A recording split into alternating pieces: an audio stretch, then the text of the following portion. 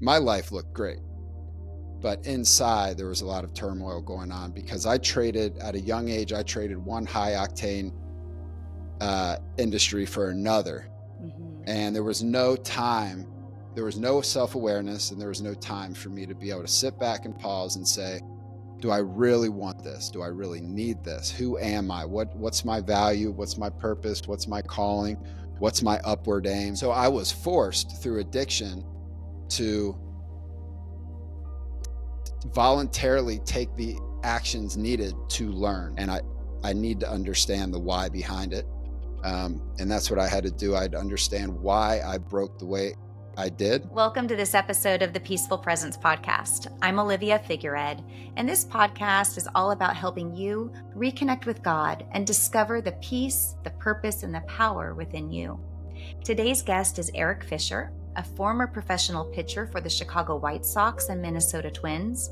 He's also a movie producer with several feature films to his name, and he's also someone who has overcome addiction and found strength in recovery. And before we dive in, I would love to ask for your support. If you enjoy uplifting, faith-building content, please subscribe to this podcast. Your support encourages me to continue encouraging others who may need a message of hope.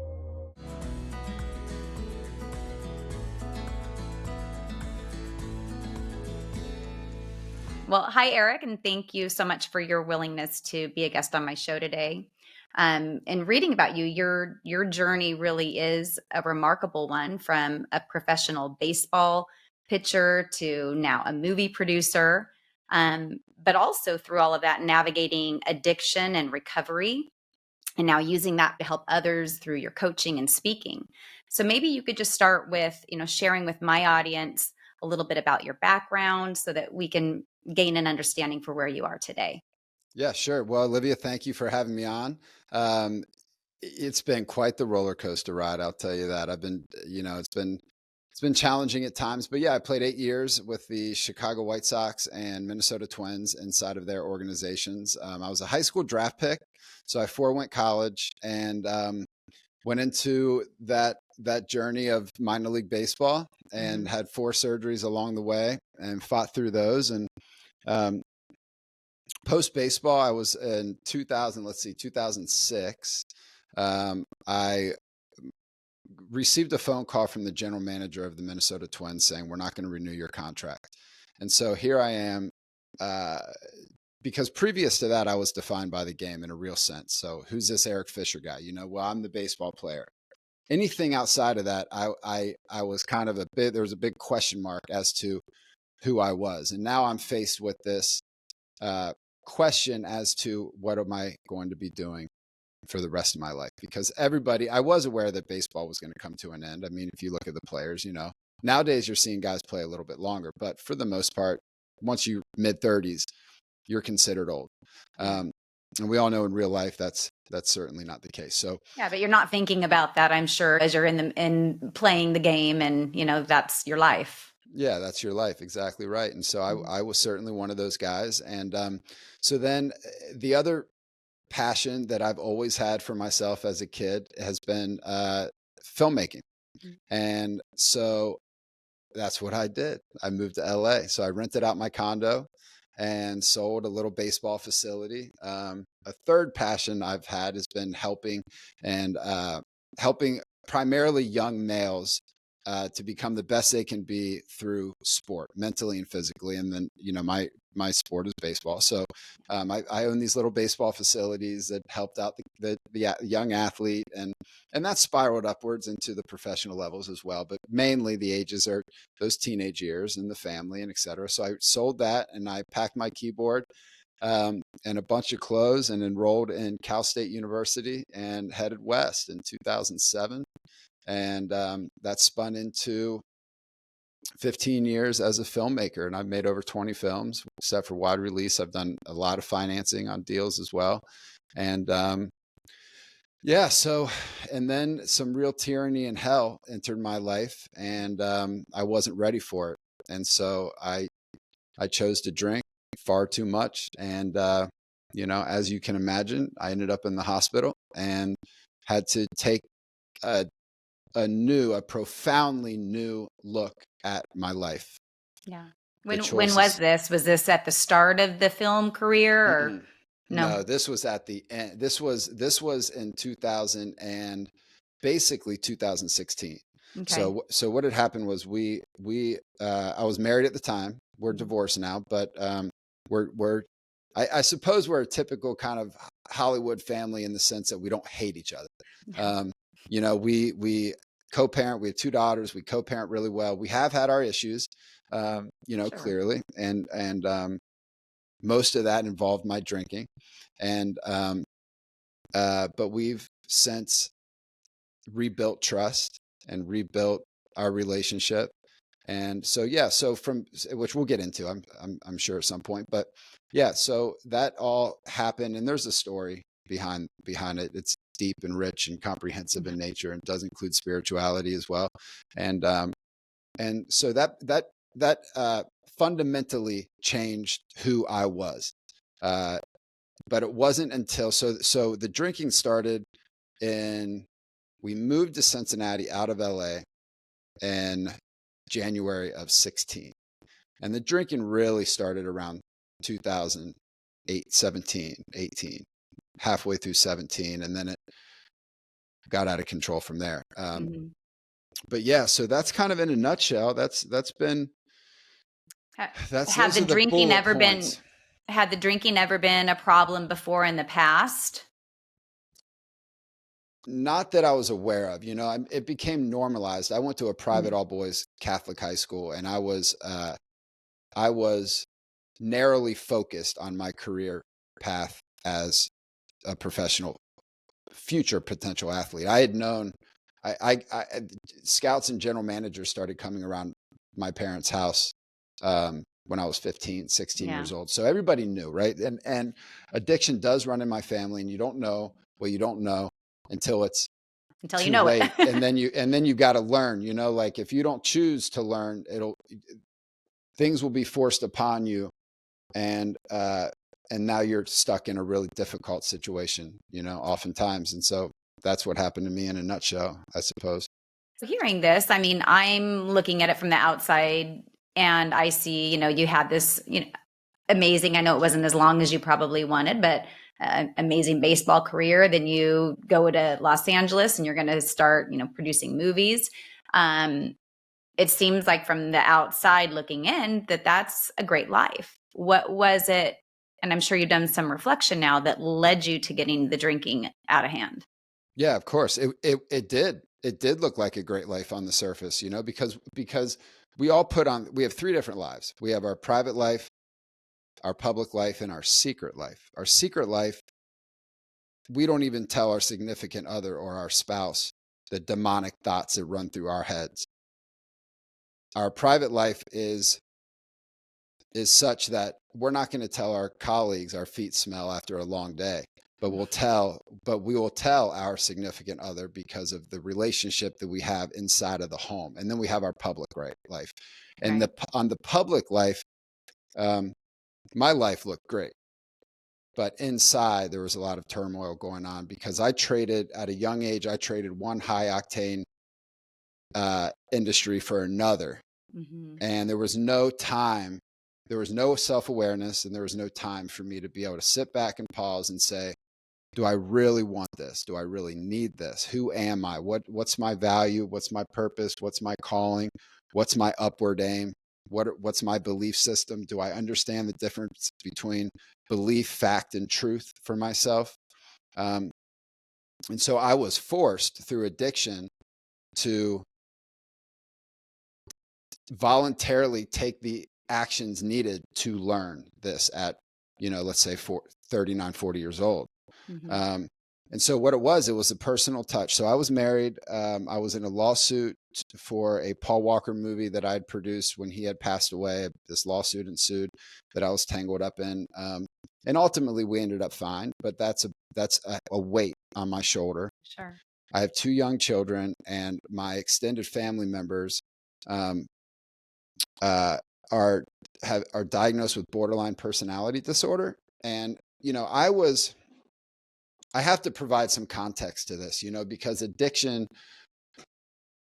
you have to surrender. It has to be voluntary. Nobody's going to help you but you. And that's true. And I have some ideas and how to help. But at the end of the day, the person who's going through the addiction has to voluntarily be willing to wave the flag and say, I give up. You know, I give up. I don't know what that means for myself right now, but I'm running from something I can't see. I can't smell it. I can't taste it, but it's right in front of my face. It's tyranny. It's malevolence. And I need to understand the why behind it. And that's what I had to do. I had to understand why I broke the way I did. And the lawsuit, the forearm surgeries, pitching in front of big crowds, being in Hollywood, producing movies and actively producing movies, not just little hobbies. This was my job. And none of that broke me. Those pressures, I welcome those types of pressures. But it was the touch. I was completely naive to addiction. I was completely naive to mental health. And I was the person who was, and I don't like this word per se, alpha, that's who I thought I was. And I'm not. And that's the thing. I was leading with these false beliefs of myself, right? Like there was like a cognitive dissonance with me, this friction in terms of like my actions and my beliefs, my values, my actions weren't aligning properly together. They weren't commingling in the right way. And so when we moved to Cincinnati, for 10 years, I had been increasingly and ongoingly been dealing with attacks from mentally ill people. And it was a slow erosion of myself. And the addiction took hold of me over time. And the final straw was we were moving back to Cincinnati to split time. I'd been recruited over to this very large film financing firm, and they had previously financed a couple of my movies. One was with Lionsgate, another one was sub-distributed through Netflix. And so they recruited me over on the condition that we established brick and mortar inside of the Midwest for financing purposes. And so I'm from Cincinnati, and we have these two little baby girls, and we had been in LA for quite a while, and we thought, let's move back. Easy move, maybe. Yeah, easy move. And that move prompted vicious attacks because we were leaving. Borderline personality disorder is rooted in the fear of abandonment. And vicious attacks from who? My in-laws. Okay. So as a man, as a father, as a provider, as a husband, I didn't know how to deal with any of those. I had no previous education on that at all, So when lawsuits and handwritten letters about, major destruction was attempted to be set upon my family. And then I broke my back on the move. And so what happened was I was dealing and again, like I mentioned earlier, you don't know what you don't know. You're naive to it. And I had to learn the hard way because all of this was my fault. People say like you have to surrender and it's only you and you have to make amends. And all of that is true.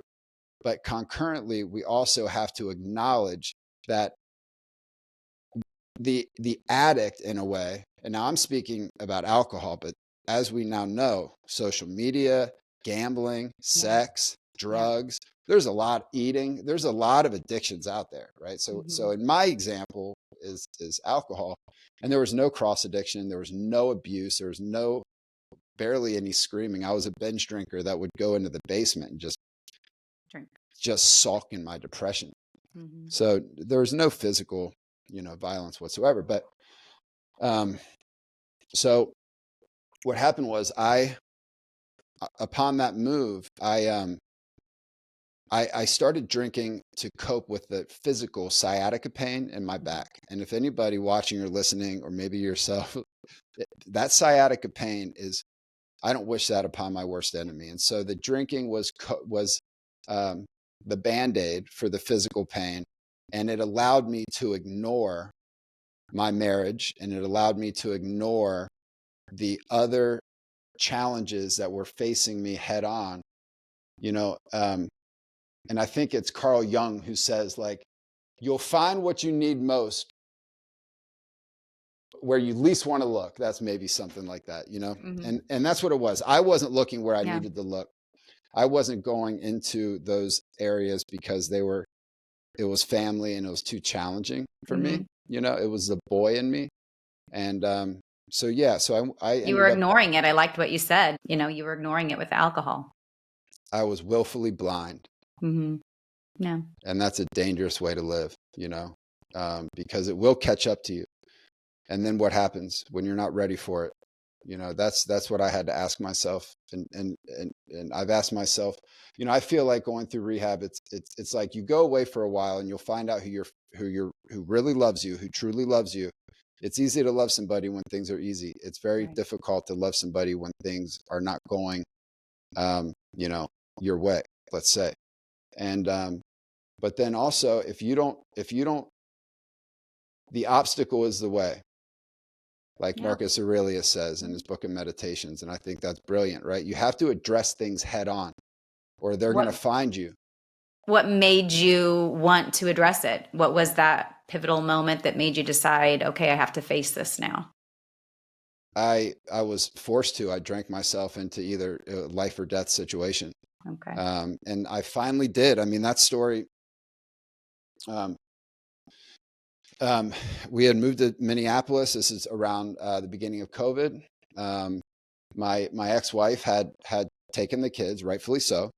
And you know, leave all the borderline personality stuff out of the story here. You know, she did the right thing, and I love her dearly. Like we have a solid relationship. We co-parent well. And if she needed anything, and I think she knows this, I'm there for her, and I know that she would do the same for me. And regardless of our children. And, but I had to earn that respect back. I had to earn the trust back. That's just the way it is. You know, you got to call a spade a spade. But I moved to Minneapolis and I owned a baseball facility in Cincinnati that got shut down. So the kids were in Minneapolis. I'm in Cincinnati, kind of gridlocked because of this new business. I started another baseball facility. And so when I finally moved up to Minneapolis, I still wasn't ready to deal with all of these family issues.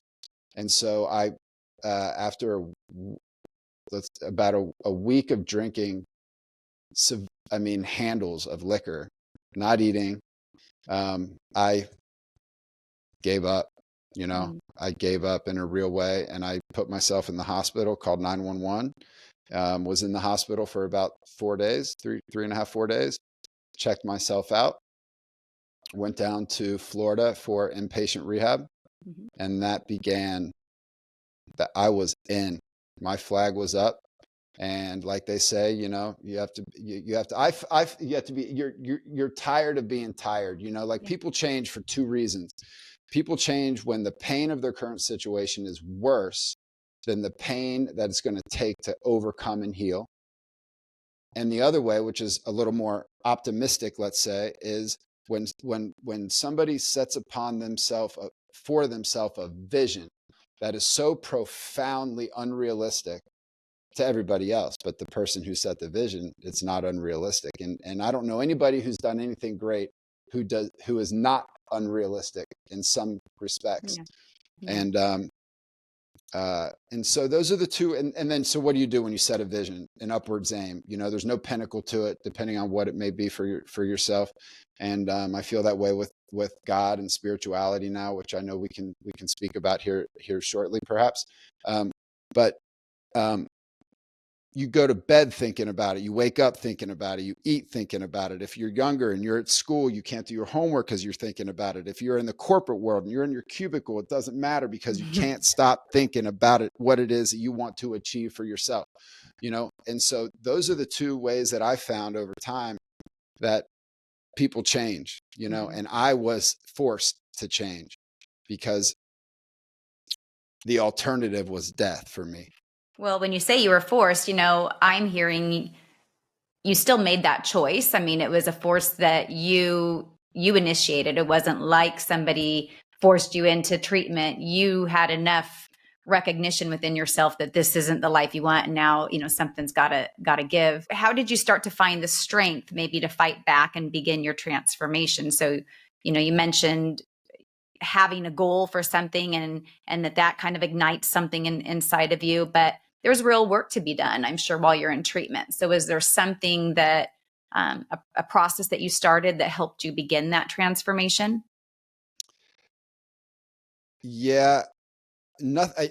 I wouldn't say anything formal, like here's a Mhm. sheet of paper, write down, answer these 5 questions. It wasn't, it was a little bit more abstract in a way for me, meaning I I was scared. I didn't know what to expect. I thought I checked into rehab at 2, 3 in the morning. Everybody else in the facility was asleep. They take your phone, they do all your blood work, um, and you are locked inside a facility with fellow brokenness.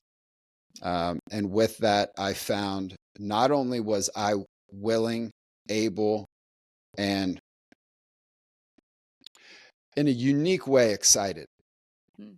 you know, Mhm. because I was so exhausted and I was so broken and I was so lost. I didn't know which way to turn. I didn't know which way to go. And I found solace in the quiet Mm. of Yeah. the night. And I found I I immediately felt the weight come off of me, albeit undefined at the time, what it meant. And then so as I started to participate in the group settings, I started to enjoy the outdoor time with the fellow other addicts. Mhm. And to my surprise, most everybody was just like me. They had a job, different industries, but they had a job. I was in there with attorneys and I was in there with mothers who had lost their purpose. I was in there with older folks and younger folks and because I was so naive to the addiction and the mental health side of things, I I had no self-awareness of any of this. And so I thought I was going to go into rehab and be around criminals and be Yeah. around these low lives. And I was judgmental just like everyone else, And so that's part of the reason I'm here with you today sharing my story, is because I do feel as though now people, society as a whole, we're starting to accept the human side of this a little bit Mhm. more. Yeah. And so with that, it was progressive and over time. And what happened was with the help of my psychologist and the help of my therapist and mentors and some very close friends of mine, I allowed myself to be vulnerable for the first time. And like Brene Brown says, you can't have courage without vulnerability. Those two are interlocked. And I think especially as a male, middle-aged male, I thought I was courageous. Look at me on the surface, like you had mentioned previously. Look at me. I'm on this red carpet thing, and I'm in the baseball, and people are asking me for advice, and this. I don't want to say the word influencer, but somebody, and I like people as well. I do like to help. That's always been in me as well. But inside, I wasn't courageous at all because I didn't allow myself to have any type of vulnerability in my world I really like what you're saying. Yeah. whatsoever. Yeah.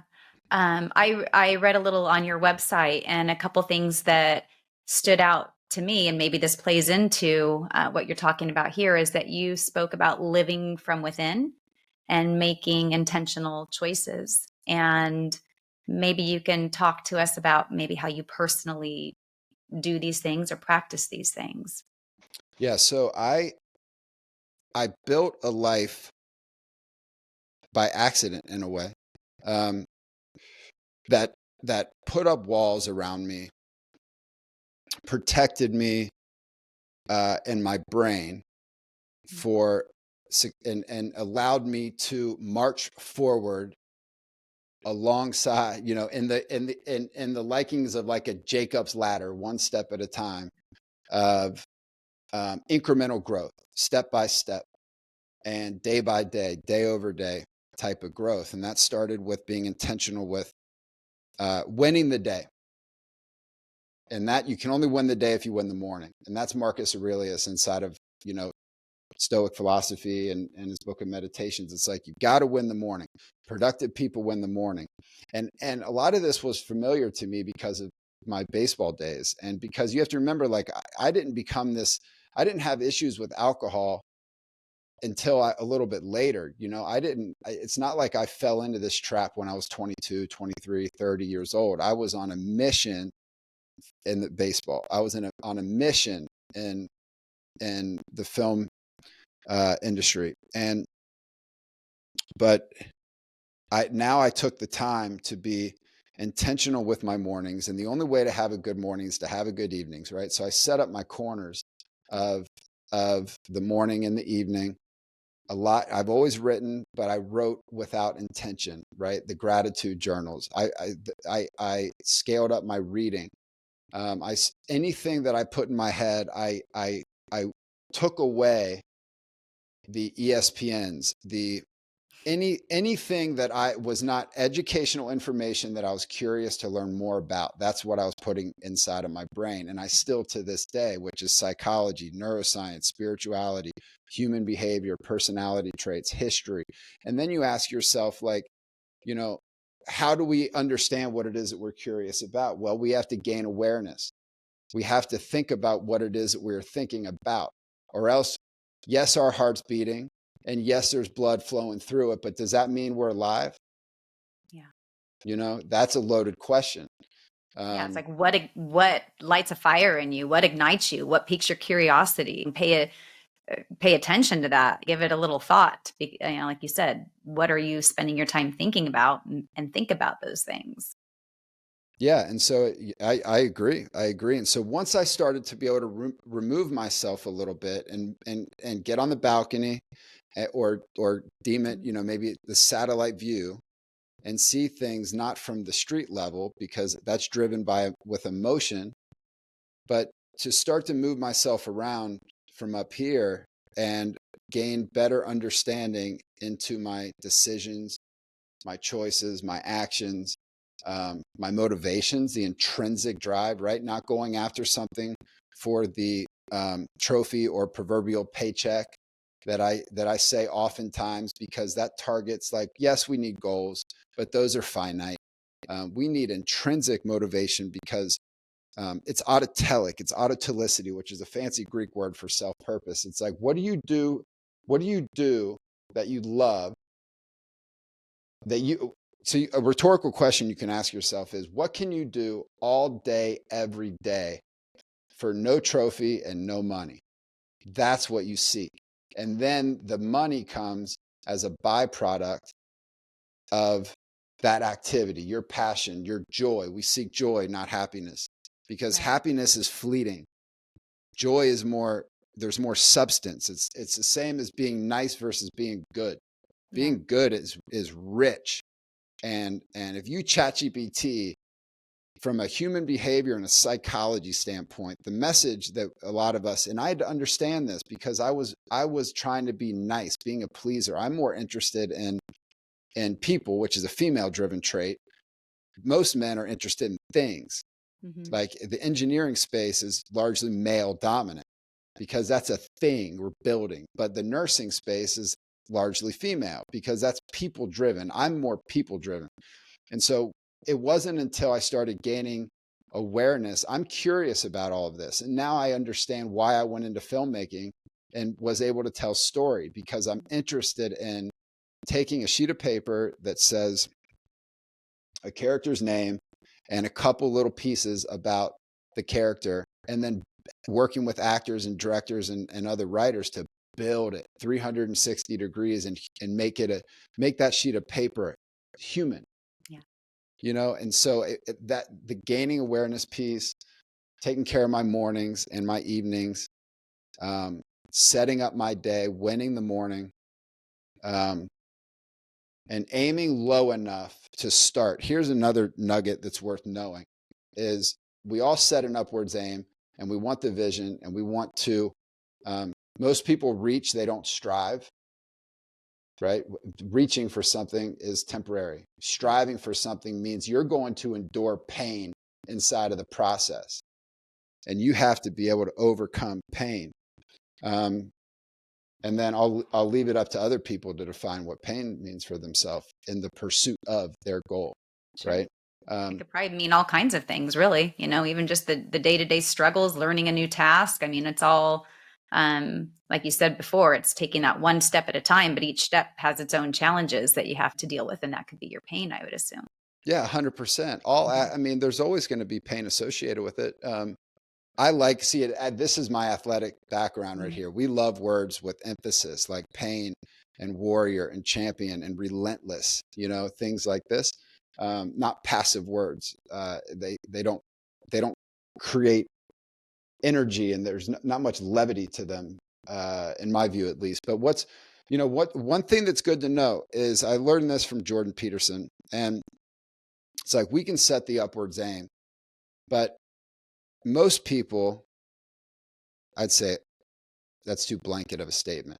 A lot of people have trouble getting started, as did I, right? I didn't know where to stop drinking. Where do I start?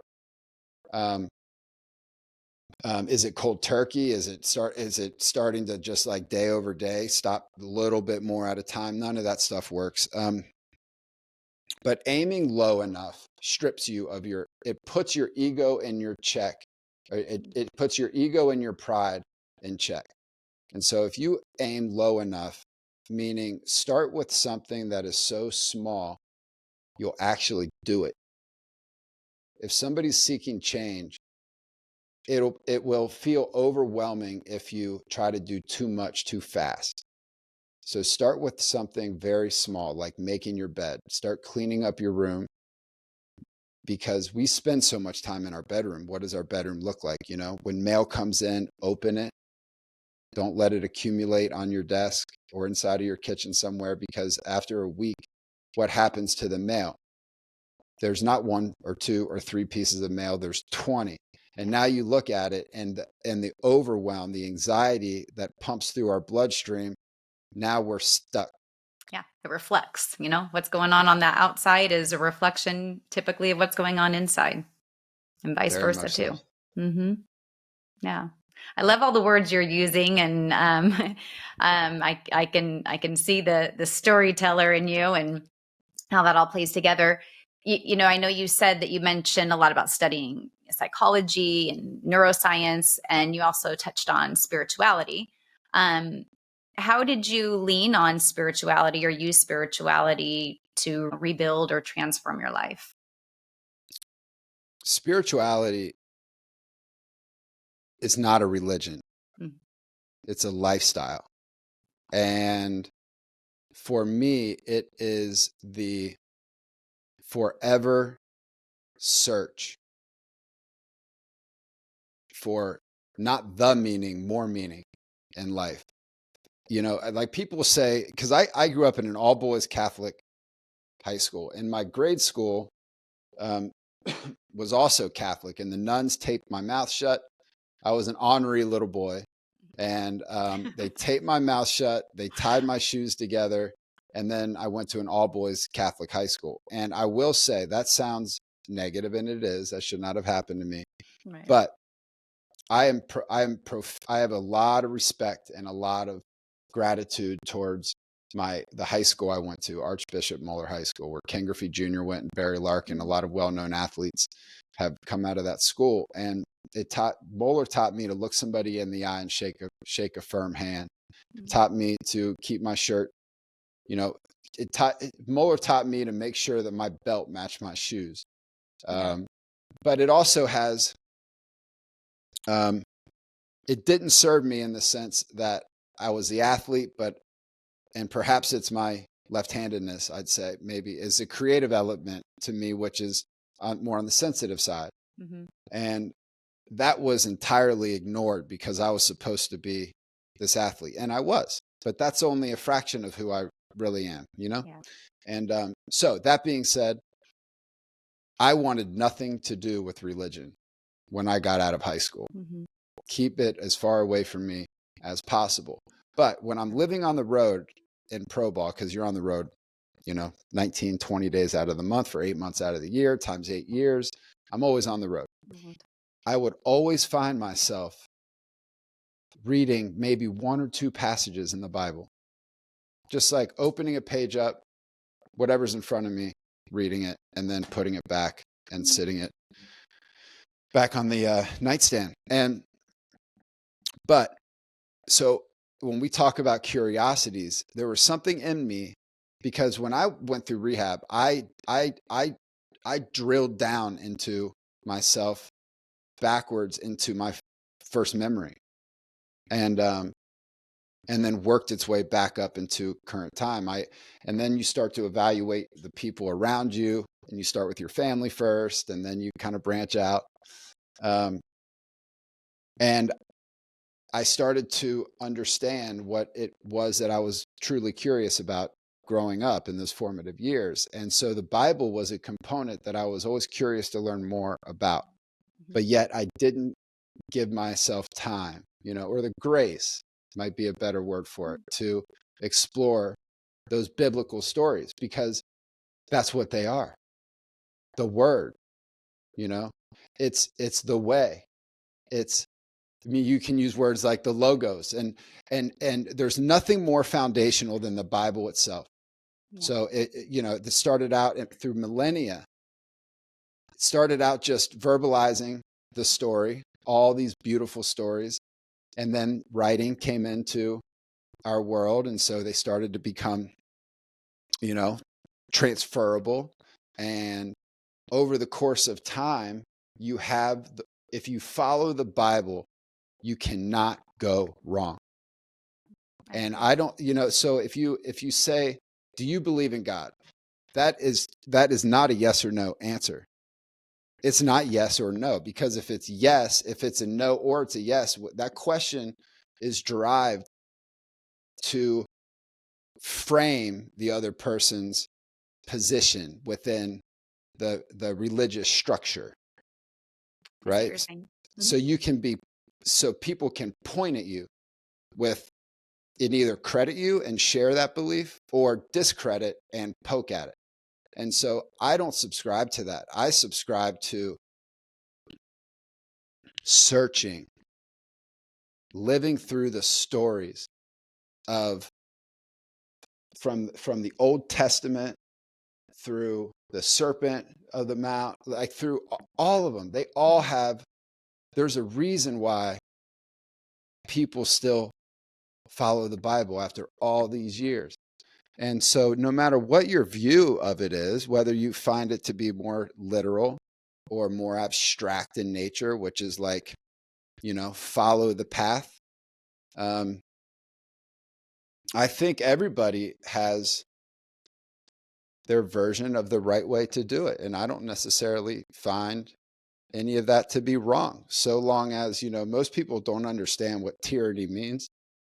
Tyranny at a root level means that I unilaterally try to impose my viewpoint on somebody else. And that's where, for me, religiously at least, I draw the line. Yeah. It's like, you can believe what you want, and I can believe what I want. But the minute you start to impose that upon me, now, well, the conversation is over. One of my favorite scriptures, and I think this encompasses what you're saying, is that God is above all, through all, and in all. And so I personally look at situations, people. I've always seen both sides, and I know for me that He's in all of it, and we're all a part of it. It's like this. I've said it before. It's a puzzle, and everything and everyone is a piece to it. And so there's beauty in it all. And no matter how you say it or phrase it, I think that's the that's the message, that if we came to a place of understanding that it's not this versus that, like you were saying, if you believe this way, then that just gives grounds to point the finger, that it's just it's the oneness that to me is God. So, however you want to say it, but I think that scripture encompasses what both you and I would find some common ground on. Yeah, 100%. I'm with you. I'm with you, Yeah. and it's like we all have these little spirits inside of us, and that's God. Yeah. God, that could be, those spirits are like, if you don't believe in God, try silencing the voice in your head when it wakes you up at 3 a.m. because it's putting you in check, because it knows that you did something you shouldn't have done, and you can't fall back asleep because that voice inside your head needs to resolve that. Yeah. That's a little spirit, and Yep. that little spirit is keeping your, what would you say? Keeping you morally in line. Yeah, I was going to say, yes, you fall out of alignment when you know that you're off track, or something you did was incorrect or shouldn't have been done. So it's being in that alignment, that oneness is the perfect place to be, I suppose. What are you doing now? So I know you're still doing the producing, but you're doing some other things. Can you share with the audience what other things you're up to and how they Yeah. can find you as well? Yeah, I'm forward facing. I feel like it's time for me. So coaching has always been coaching, mentorship, individual, group. It used to be all athletes and actors. And what I've done is through my own experience of addiction, coming out the other side, really fundamentally a completely different person. What I've done is I've built this intrinsic lifestyle. It's not a hobby. It's not a habit. It's a lifestyle that we embody. And I'm helping others find what that would mean to them through coaching, individual and group. A lot of speaking. I'm finishing up a book, my first book, which is exciting. And so you can find me on ericmarkfischer.com. All my socials are Eric Mark Fischer. And if anybody out there, so the aim is to help support anybody who's going through a challenging time, who's looking to become the best that they can be and don't know how to get there.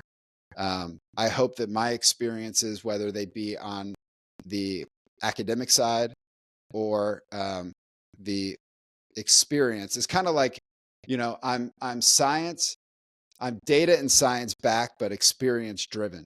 Yeah. And so my aim is to help anybody and everybody to be the best that they can be through building an intrinsic lifestyle that's sustainable, right? Not chasing that finite goal of the trophy and that proverbial paycheck. It's doing it for yourself, because like they say in the planes, if the plane's going down, put the mask on yourself first. And only then can you take care of and support those who mean most to you. So I'm helping to the best of my ability. I'm helping other people be the best that they can be through coaching and mentorship and influence. And I can already tell that you probably have made a great impact on many people and will continue to do so. I loved everything that you shared today, and thank you so much for your time. And thank you everyone for listening. And if you liked what you heard today, please remember to like, share, subscribe, and follow. Thank you for having me.